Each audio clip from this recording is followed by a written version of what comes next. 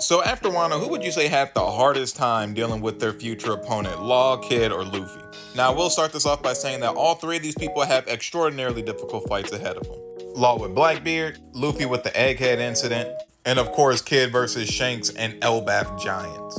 But this is going to be about who was like the biggest insurmountable wall to climb over between the three of their opponents. And let's start from the bottom with, I would say, the Admirals.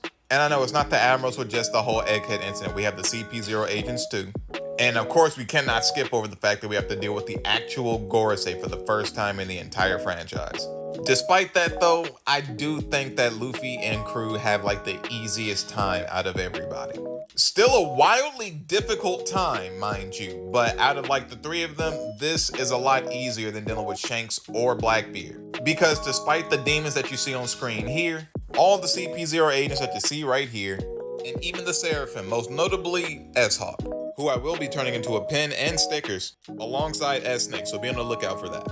But despite all of the names that I just named that are problems on Egghead Island, the thing that's keeping this arc from being like super insurmountable like Blackbeard or Shanks is the fact that these guys are not like on the level of Emperors.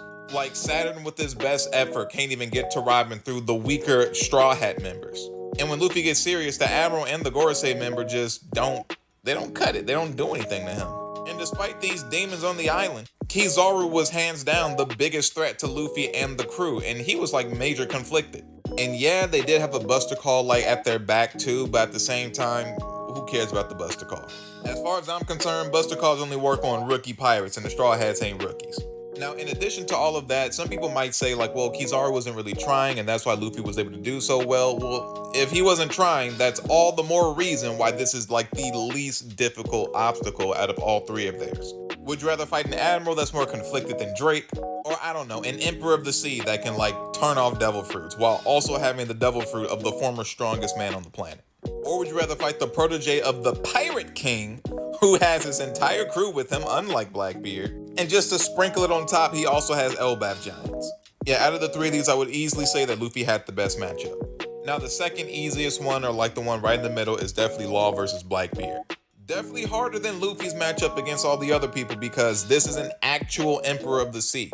Like, if you were to drop Blackbeard in front of all these Gorosei members, considering the fact that they have these scarves on them that make it seem like they're awakened Devil Fruit users, even though we don't know if they have a Devil Fruit, Blackbeard could probably still steal whatever power it is that they have, or just put them into a black hole and then just leave them there.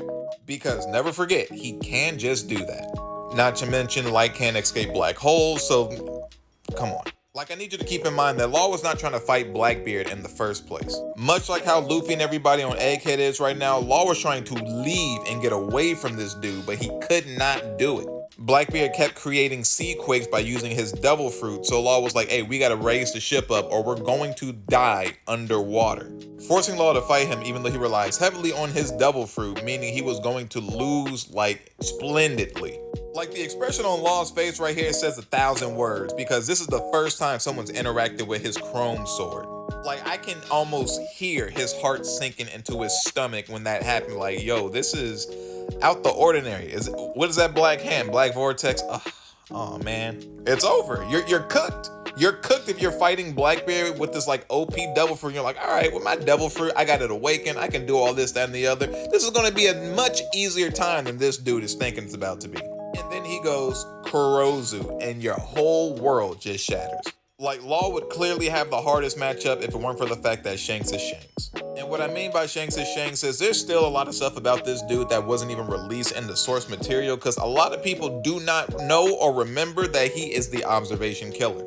Meaning that when you fight Shanks, you cannot rely on observation haki because it just does not work in front of him. How? We don't really know just yet. But I would say a pretty good spoiler is him being able to see 10 seconds into the future versus Kid.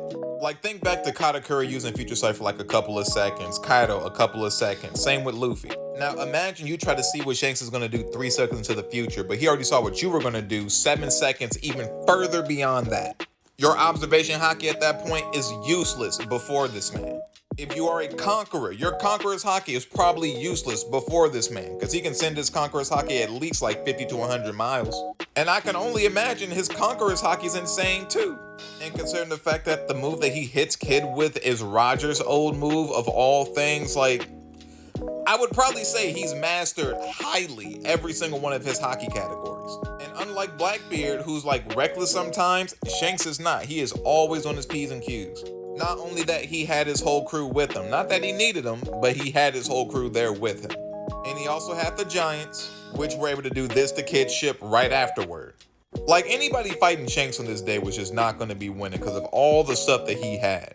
You would need to match him by being like an emperor yourself, but even then, he was stationed at Elbaf, which has the greatest army in the entire world. Meaning, even if you're a Yonko, you could bring your fleet, and your fleet would probably still be weaker than the Elbaf Giants. So I would say, after looking at everything regarding like Kid, Law, and Luffy's fights, Luffy clearly has the easiest time.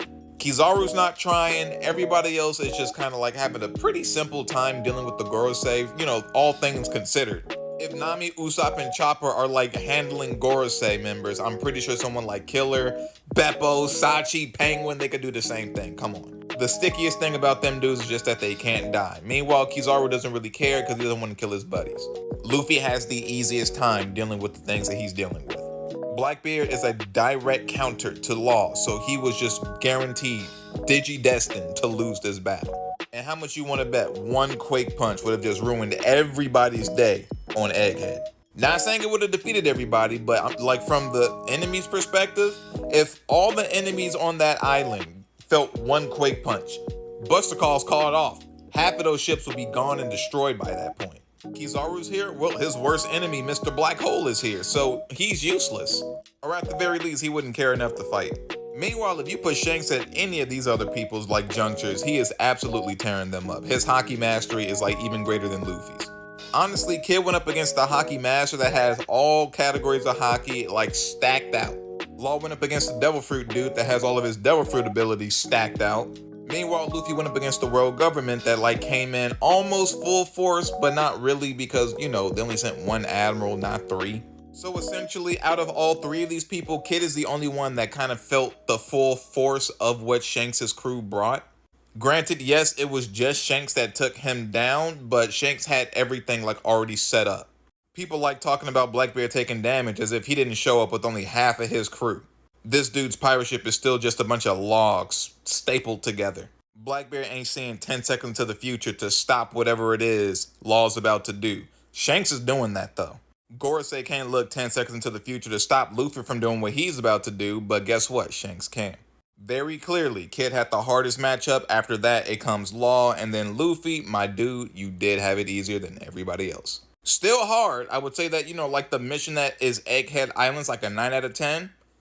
Blackbeard's fight would be a 10 out of 10, and then Shanks versus Kid, 11.